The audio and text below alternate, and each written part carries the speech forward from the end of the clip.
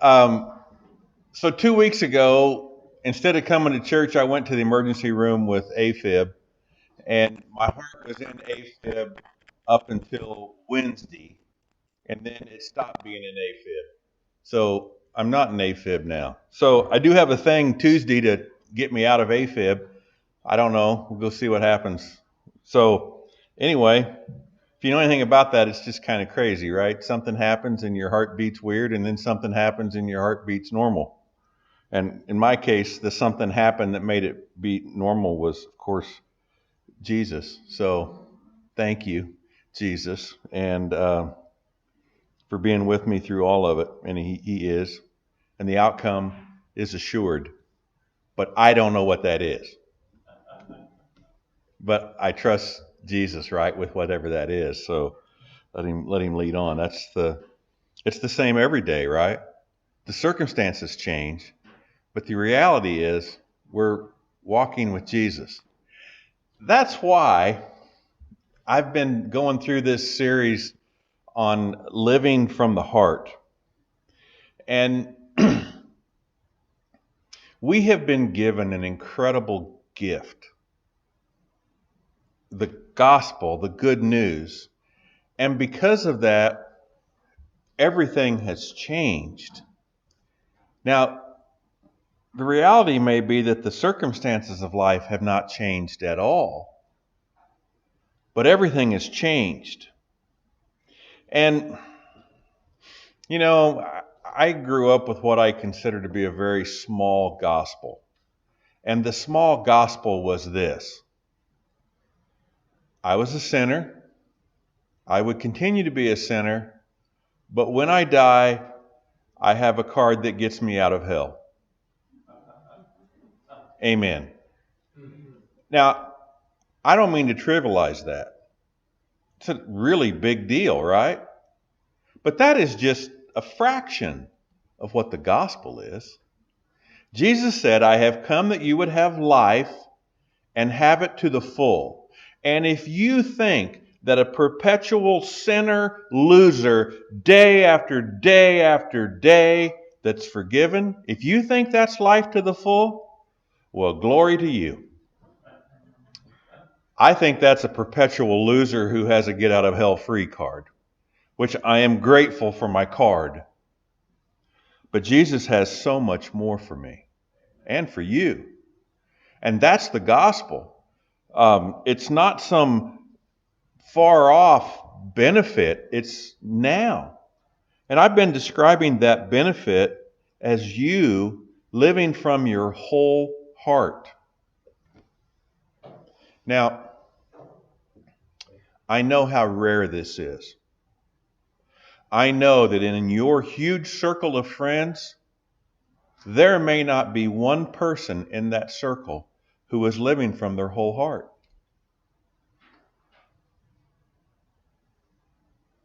And so normally at church, when we talk about something, we talk about things that we're good at.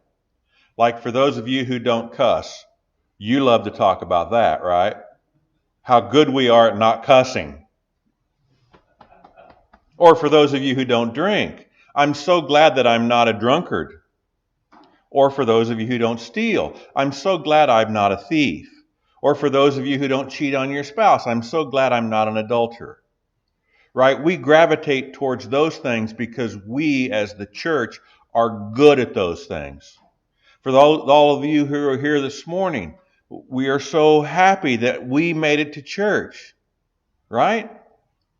And why can't everybody be here at church? See how good that makes us feel? This topic I'm talking about, if it's made you feel good about yourself, I would encourage you to go back and listen again. I am not trying to judge you or condemn you, but I'll just say this. Do you think you live from your whole heart? If you do, I am so grateful to be with you. And I want to be with you. Seriously, I'm not sarcastic. I am not at this moment. I want to be the kind of person that lives from my whole heart. because you need me to be that kind of a person. And I want you to live from your whole heart because I need you that way. Because what we have in place of that, it ain't cutting it, is it? I've tried to describe what it means to live from your whole heart, and I think I've just scratched the surface. But I'll just start with this. Love the Lord your God with all your heart, with all your soul, and with all your mind. And if you think that you have that kind of Jeremiah deceitful, wicked heart, I would ask you, how can you love God with your deceitful, wicked heart? But if you've been changed, if you've been transformed, if you are a new creation, if by the power of Jesus Christ your heart of stone has been replaced with a heart of flesh, and you have begun to live more and more from your heart, oh my, what a life that is. I've used these words, I'll say them again. Spontaneity, playfulness, trust, friendships, creativity, curiosity, silliness, thinking, contemplating, memorizing, remembering, honoring, analyzing, meditating, categorizing, motivation, passion, expressing love, awe, wonder, worship, joy, hope, longing, passion, talents, meaning, purpose, passion, adventure, full range of emotions, acceptance, compassion, the ability to make decisions, being self-aware, having assurance and calmness, being grounded. That's what it's like to live from your whole heart. Did you see words that were not on this list? Fear, anxiety, worry, control, lust, pride, greed. Not on this list.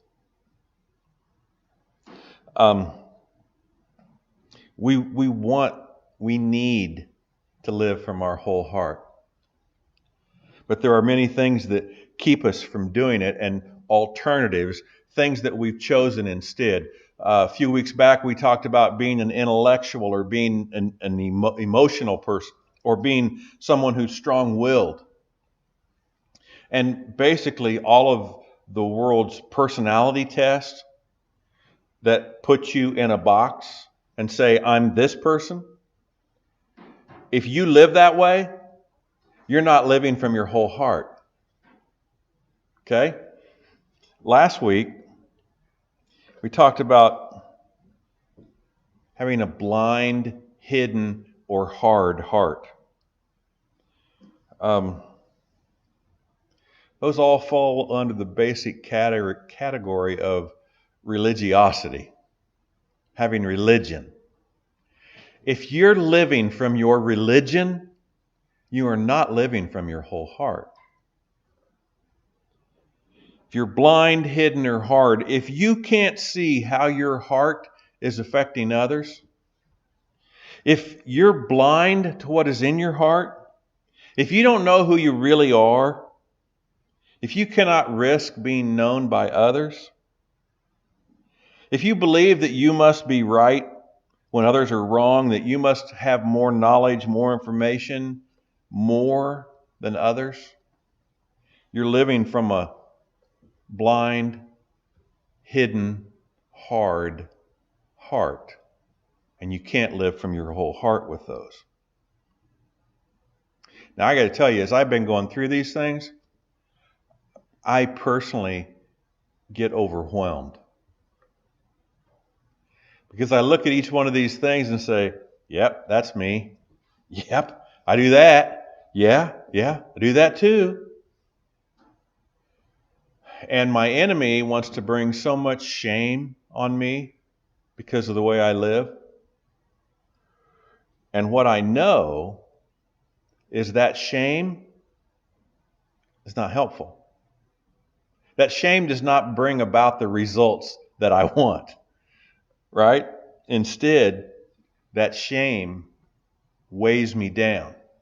The songs that we sang this morning as part of our worship time, They had one common theme. God loves me. That's what helps. That's the door, the gate, the way into how can I live from my whole heart. Now today I want to look at another area of things in life that keep us from living from our whole heart. It's called styles of relating. In every relationship you're in, every conflict, every discussion, every activity that you partake in, there are only 3 ways that you can respond to that. Those 3 ways are move towards, move away, or move against. And I want to describe these a little bit this morning. Let's talk about what it means to move towards. Yeah, go back to that first slide, please. The one that just says move towards. Move towards. If you ask me to go to the movie Friday night, and I say, yes, I'll go with you, that's move towards. I submit to your will. Okay? These styles of relating are not good or bad. These styles of relating are the way we relate to each other. We'll talk about the bad part of it here in a minute. First, I just want to describe what it means to move towards someone. And so Jesus, he's always the example for us, right? What does it look like when Jesus moved towards somebody? When it means Jesus submitted to the other person. Jesus was at a wedding party, and they ran out of wine.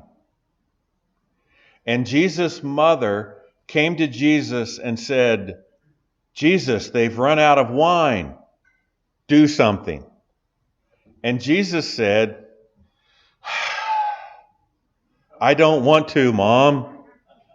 This is Tony's paraphrase. You can go read it.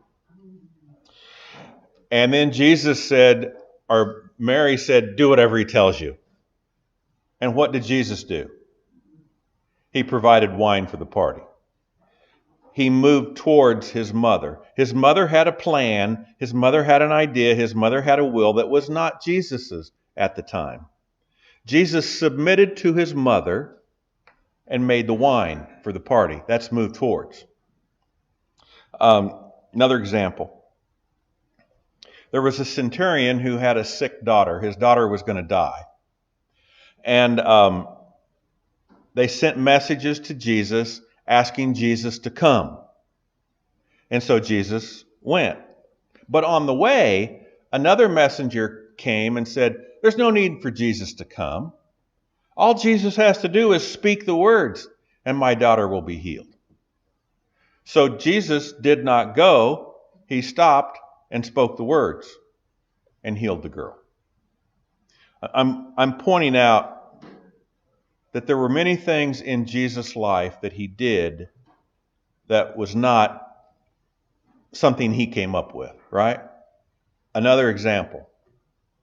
Jesus was supposed to go die on the cross, but he didn't want to.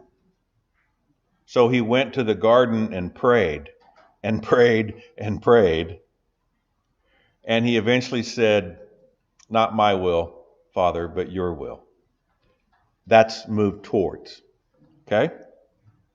So you do that whenever you agree with somebody else and do what they want. You move towards them. The second way is move against. Okay, so back to you asked me to go to the movie. And in the move towards, I said, sure, let's go to the movie. In move against, I say to you, you know that movie you want to go to on Friday night? That sounds like a good movie. But I've really been wanting to see this movie. And the movie I want to see ends this weekend. And your movie just started. We could go later. So let's go see my movie. That's move against. See, you had your will and I had mine. And rather than submit to your will, I asserted my will. It's not submitting like the move towards, but it's exerting your will. So, did Jesus ever do that? Well, there was this one time when the temple was full of animals and money changers, and it was just a pit.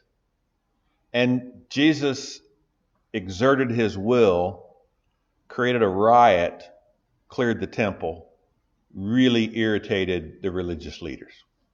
He moved against them. Another example,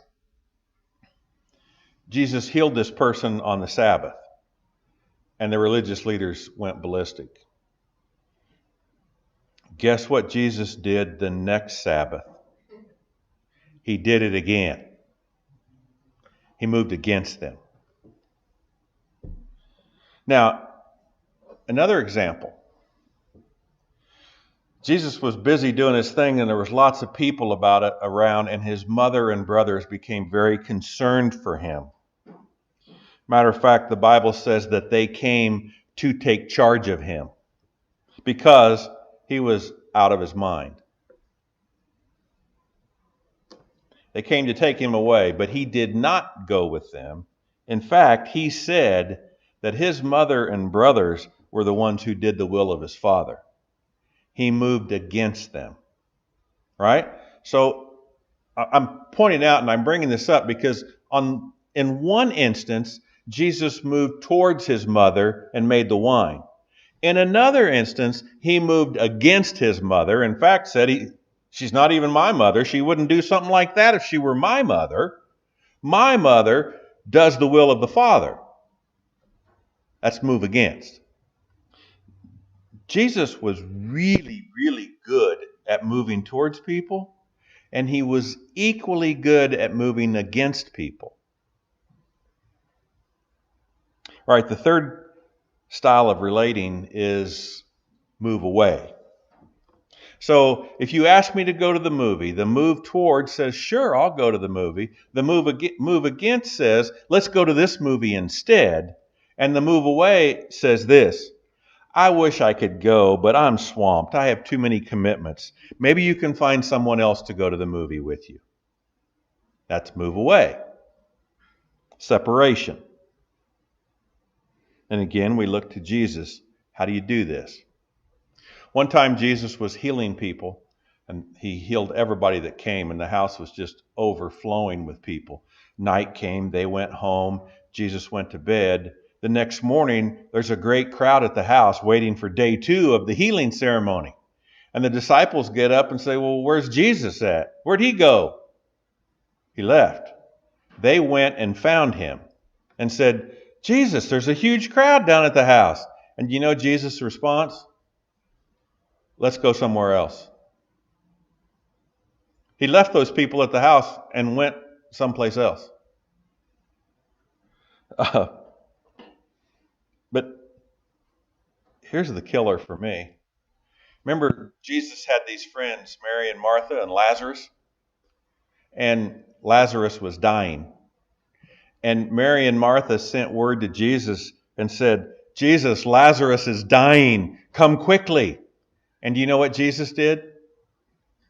Nothing. He didn't send word. He didn't send a messenger. He didn't load up his stuff and leave. He did nothing. And do you know what happened? Lazarus died. And Martha and Mary died emotionally, spiritually, right? It killed them to see their brother die and Jesus not be there. And Jesus moved away. So those are the 3 styles of relating. Move towards, move against, or move away.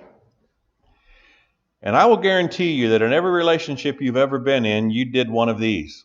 Because these are the only 3 options there are. Now, so I just described something that's good and normal. It's just a thing, right? It's not good or bad. It's the way we relate to people. Why am I talking about this in the context of living from your whole heart? Because you developed a destructive style of relating that is self-centered. You did this because you grew up in a dysfunctional family. Everybody offended yet? I'll keep going. Your family was dysfunctional because you were not allowed to live from your full heart in your family. Because it's not possible to live from your full heart in a family that's dysfunctional. You cannot be spontaneous and creative and curious in a dysfunctional family. It's simply not allowed. So you, like everybody else, were forced to abandon your whole heart. And you were forced to live from a reduced heart. And as a result, I developed seriously unhealthy ways of relating to other people. Now, Tony, it sounds like you're describing we've all gone to hell in a handbasket. Yes, I am. The problem is we don't know it because it's normal. It's what everybody does. So we all just go along thinking it's fine because that's the way everybody lives, with harmful, destructive, self-centered ways of relating to other people. And as a result of our styles of relating, we cannot live from our whole heart because we're in bondage to the style of relating that we have chosen for ourselves. You're not able to live from your whole heart, and neither am I, because we are not free to let Jesus choose the way that we relate to another person. Right? Now, I don't know which one of these people you are. I probably do. If you give me a minute, tell me your story. I bet we can come up with the answer real quick. You probably already have seen yourself in this. Jesus did not have unhealthy styles of relating. Jesus always lived from his heart and always did in his interaction with other people exactly what the kingdom of heaven, what the Spirit of God called him to do. That's the goal. That is normal for a Christian, is that we live from our whole heart. Now, it's not common. I mean, I've laid out this morning, I doubt that you know anybody that always lives from their whole heart. So, is there even a chance? Is there any hope? Well, it's what Jesus has called us to. Love the Lord your God with your whole heart. It's what we've been called to. Do you think he has less for us? No, I think this is exactly what he has for us, and it's exactly how he wants us to live. And so he's provided the way for us to do it. But let's keep looking at your destructive, self-centered style of relating. Here's child number one, the first child. First child, she doesn't like conflict. And she learns that if she does what's asked, there's less conflict in her life. So she submits. She does whatever is asked of her. She's compliant. And she is rewarded for her submission. So she becomes mommy's little helper, the angel child who does no wrong. Because she is so compliant, everyone wants to be with her. She never makes decisions. She doesn't choose what to wear or what to eat. And when she has to choose, her inner conflict becomes unbearable to her. So she submits. Compliance and willingness to please. As she grows, she develops a style of relating called moving towards people. When she seeks out new relationships, she does so because as she submits and leans into the other person, she is greatly rewarded and has security and safety. And she gets all of this through being compliant. But she has no identity without other people and her dependent connections with other people. She moves toward them to connect to them and to depend on them for everything, for security, for meaning. She clings. She uses social connections for help and support. Compliance makes others want to be around her. She's always thinking of them, always thinking of the other's needs. This becomes her permanent and predictable style of relating. She's now become an actress who has a role to play. She has lost her heart. She no longer listens to her or needs or feels. The only important requirement to her is what others demand of her. So she watches others, listens to others, always adapting herself to their wishes. She can't listen to her heart because she is so intent on pleasing others. If by chance she should ever hear her own heart, her guilt and shame and fear of being selfish are too great for her to trust her heart's wishes. And so she ignores.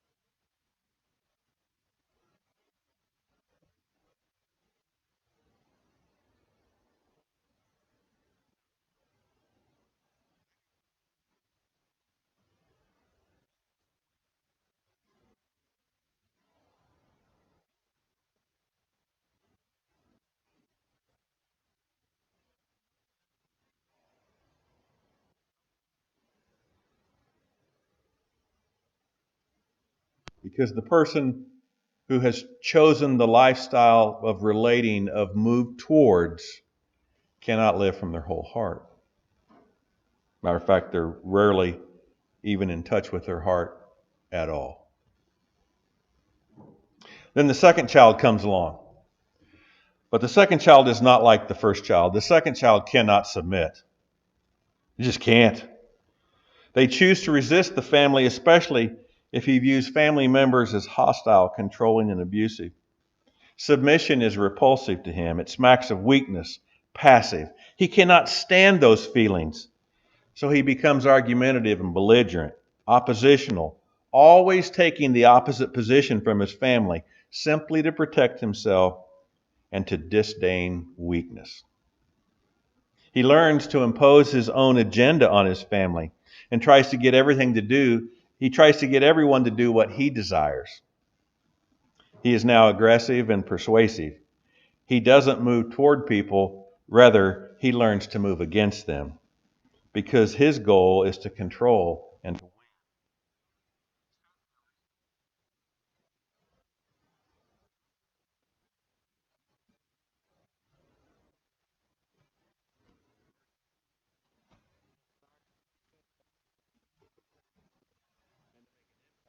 condition. His style of relationship is all about winning. His family teaches him to believe that the world is a hostile place and only the strongest survive. So strength is absolutely paramount to him. Let's say the family goes out to eat every Friday night. This boy begins early in the week, like on Monday, saying, "Doesn't a Big Mac sound good?" Laying the groundwork. You know, Friday night when we go out, there's kids' toys at McDonald's. We should go to McDonald's. McDonald's has the world's best fries. I love McDonald's. It's cheap. If I don't get McDonald's, I will die, this boy says. And he continues and continues all week long until finally on Friday.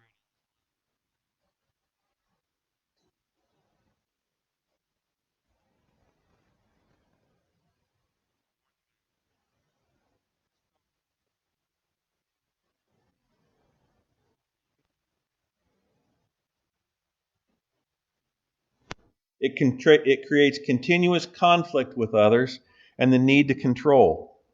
He strategizes constantly, figures out his approach to everyone. He rehearses his actions and arguments. He learns to anticipate their predicted response. And he cannot listen to what his heart wants. He can't live from his whole heart because he is driven to oppose others and to impose his will. His heart is hard. He is arrogant. He doesn't even hear his heart.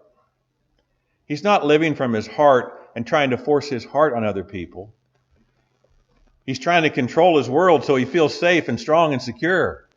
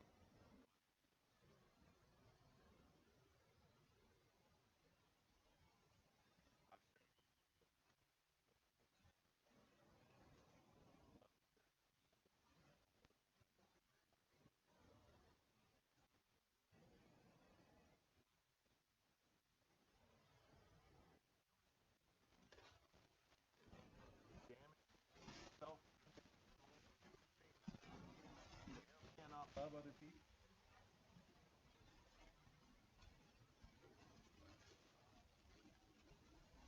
So I look at myself and I say, oh no, Tony's right.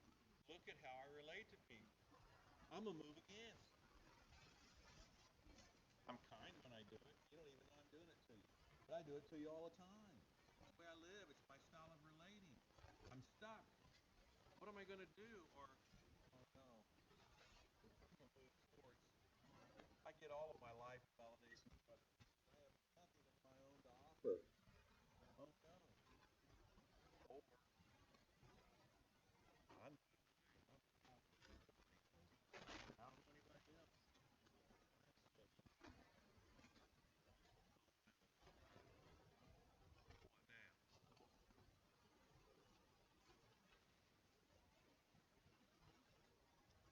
What now is this? First step. Yes.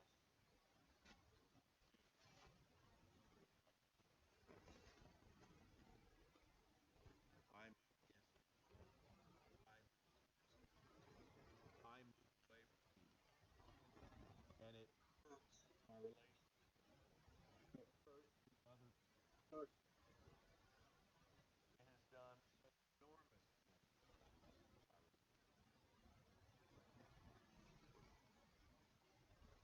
I'm talking about you. I'm talking right. It's not something we can escape from or say, oh well, no, it's fine. I understand what someone's talking about, but not me. I would ask you to look in your rearview mirror.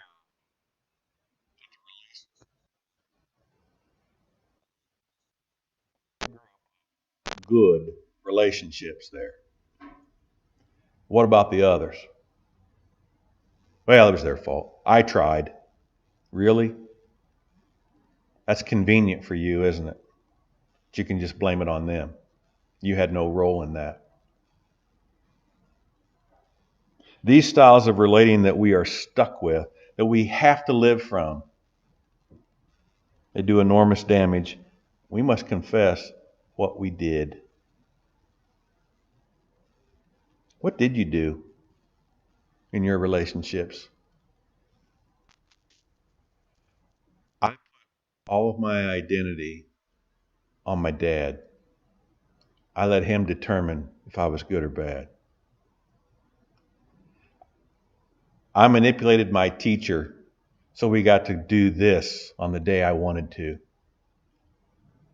Right? These are all over the board things, but I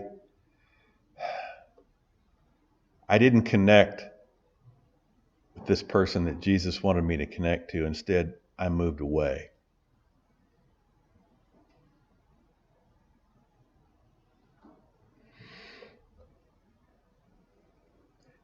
Jesus, open my eyes and let me see how my style of relating has damaged my relationships. And when he does, confess what you did. I did that. I judged my neighbor. I cursed them. I ignored them. I manipulated them. What did you do? First step, confess. I did that. I do that. I am doing it right now, right? And the second thing is to ask Jesus to remove this hurtful style of relating from your life. Jesus, I don't want to move towards people like that anymore. I want to live from my heart. Jesus, I don't want to move against like this. I want to live from my heart.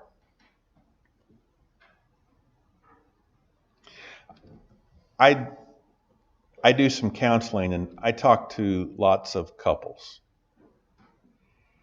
And you know what I hear when I talk to couples? My husband is just so detached. He won't listen to anything I say. I try to connect with him, and he just keeps moving away from me. Right.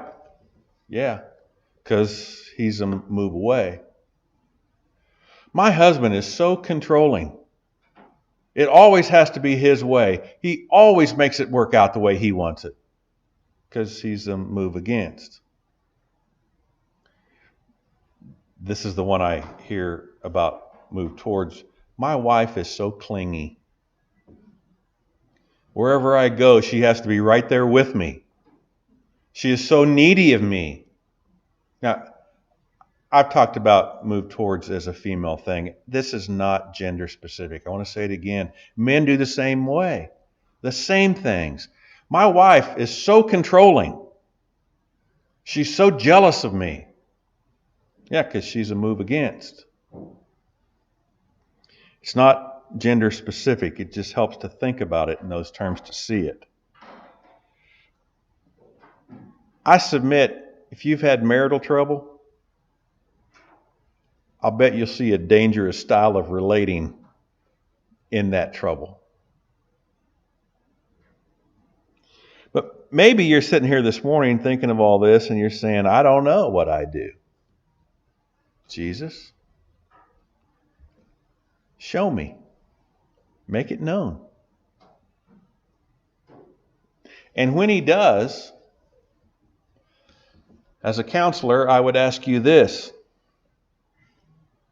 When did this begin in your childhood? Where did you learn to live this way? Why? Because Jesus needs to heal that brokenness that happened. Why did you become so compliant? Why did you become so argumentative? Why are you so detached? There's a reason. It just didn't randomly happen. Something happened. And I don't know, maybe you're still stuck that I said that you grew up in a dysfunctional family. For those of you who that's a revelation, I'm sorry to be the one to reveal it to you today. But here's the facts. Your mom and dad were human. And that means they were murderers and they were adulterers. So I know I'm being pretty hard on mom and dad today. But you know what Jesus said? If any of you has hate in your heart towards somebody, you're a murderer. Did your mom and dad hate anybody? Yes, because they were human. Well, what about the adultery part? If your mom and dad had lust, they were an adulterer. Not my words, Jesus' words. Do you somehow think lust skipped a generation? Because you know you have it. So I'm sorry to pop anybody's bubble about how kind and loving your mom and dad are or were.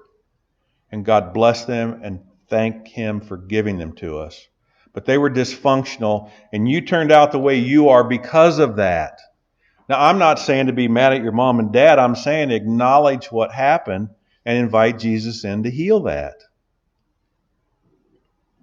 Because you can't live from your whole heart without that being healed.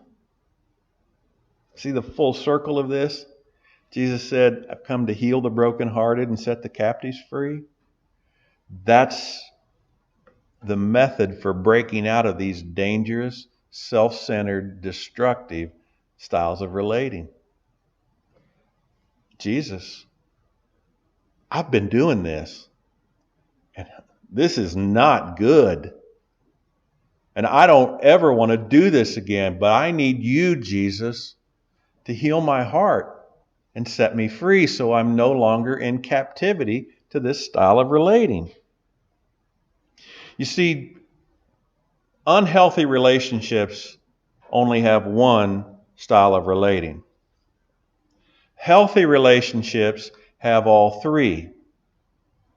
And if I'm in a healthy relationship with you, where you love me and I love you, and we're talking about the movies, from my heart I can say, oh, I've been wanting to see that movie. Let's go.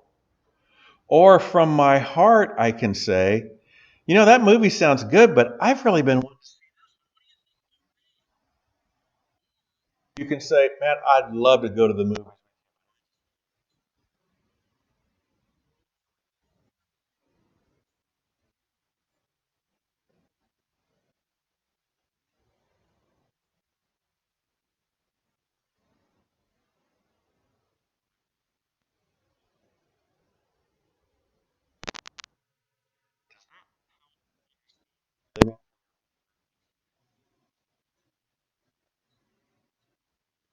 Uh, to you, because there's really no.